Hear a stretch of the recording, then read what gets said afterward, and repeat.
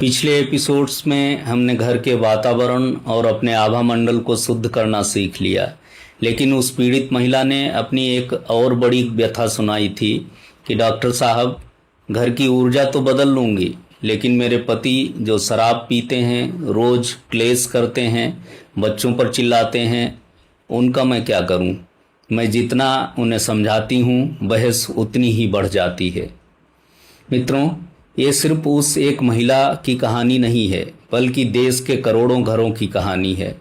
हम अपनों को सुधारना चाहते हैं, उनका भला चाहते हैं, लेकिन हमारा तरीका गलत हो जाता है।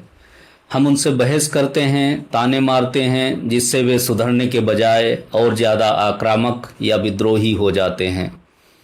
आज मैं आपको बताऊंगा कि बिना एक शब्द बोले, केवल अपने माइंड सेट को बदलकर आप अपनों का हृदय परिवर्तन कैसे कर सकते हैं। इसके पीछे मनोविज्ञान और अध्यात्म का एक बहुत गहरा विज्ञान छिपा है। मित्रों, सबसे पहले आधुनिक मनोविज्ञान का एक नियम समझिए, जिसे हम मिरर न्यूरॉन्स कहते हैं। हमारे मस्तिष्क में कुछ ऐसे न्यूरॉन्स होते हैं जो सामने वाले के व्यवहार, उसके हाव भाव और उसकी ऊर्जा को बिल्कुल किसी शीशे की तरह तुरंत रिफ्लेक्ट करते हैं।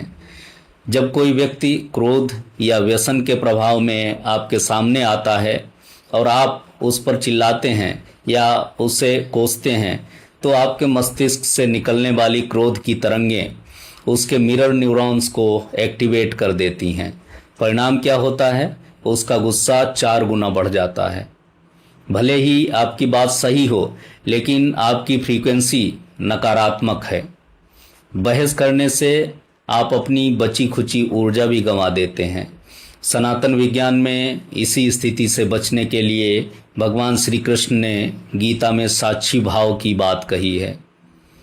साक्षी भाव का मतलब है सामने जो चल रहा है उसे एक फिल्म की तरह देखना, उसमें खुद को शामिल ना करना। जब वे चिल्लाएं या गलत व्यवहार करें तो मन ही मन खुद से कहें, यह इनकी बीमारी है, मेरा इससे कोई लेना देना नहीं है। जैसे ही आप मौन होकर शांत खड़े हो जाते हैं, उनका ईगो टकराने के लिए जगह ढूंढता है, और जब उसे कोई प्रतिक्रिया नहीं मिलती तो सामने वाले की नकारात्मक ऊर्जा अपने आप शांत होने लगती है। अब आप सोचेंगे कि क्या सिर्फ चुप रहने से वे सुधर जाएंगे? नहीं, मौन रहने के बाद आपको दूसरा कदम उठाना है, जिसे युग ऋषि पंडित श्री राम शर्मा आचार्य जी ने मौन प्रार्थना और संकल्प की शक्ति कहा है।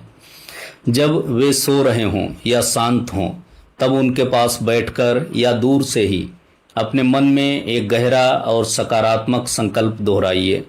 उनसे नफरत करने के बजाय उनके लिए प्रार्थना कीजिए कि हे परमात्मा, इन्हें सद्बुद्धि दें, इनके भीतर का तनाव दूर करें। विज्ञान में इसे टेलीपैथी या थॉट प्रोजेक्शन कहते हैं। जब आपका मन शांत होता है तो आपके विचार सीधे सामने वाले के अवचेतन मन में प्रवेश कर जाते हैं। रात को सोते समय इंसान का सबकॉन्शियस माइंड पूरी तरह खुला होता है। उस समय आपके द्वारा भेजी गई पवित्र और शांत तरंगें धीरे धीरे उनके भीतर ग्लानि और आत्म मंथन पैदा करेंगी। जो काम वर्षों की बहस नहीं कर पाई, वो कुछ हफ्तों की आपकी यह मौन प्रार्थना कर दिखाएगी। वे खुद आकर आपसे माफ़ी मांगेंगे। तो मित्रों, इस पूरी श्रृंखला का सार यही है, परिस्थितियों के गुलाम मत बनिए। आप परिस्थितियों के निर्माता हैं। जब आप अपनी मन स्थिति बदलेंगे, आपका आभा मंडल मजबूत होगा, घर की ऊर्जा शुद्ध होगी और आपकी प्रार्थनाओं में दम होगा, तो बड़े बड़े दुर्व्यसन और बड़े से बड़ा क्लेश आपके घर से हमेशा के लिए विदा हो जाएगा। स्वयं पर विश्वास रखिए, आप अकेले नहीं हैं, ईश्वरीय सत्ता आपके साथ है। इस श्रृंखला के 5वें एपिसोड्स आपको कैसे लगे? कमेंट बॉक्स में अपने अनुभव और विचार मुझसे ज़रूर साझा कीजिएगा और पूरे विश्वास के साथ कमेंट्स में लिखिएगा, जय श्री राम। इस अत्यंत उपयोगी वीडियो को समाज में सकारात्मकता और जागरूकता फैलाने के लिए यूट्यूब, व्हाट्सएप और फेसबुक पर जमकर शेयर करें। हमारे फेसबुक पेज को फॉलो और यूट्यूब पेज को सब्सक्राइब करना ना भूलें। सजग रहिए, तार्किक बनिए, अपने आत्मबल को जगाइए। धन्यवाद।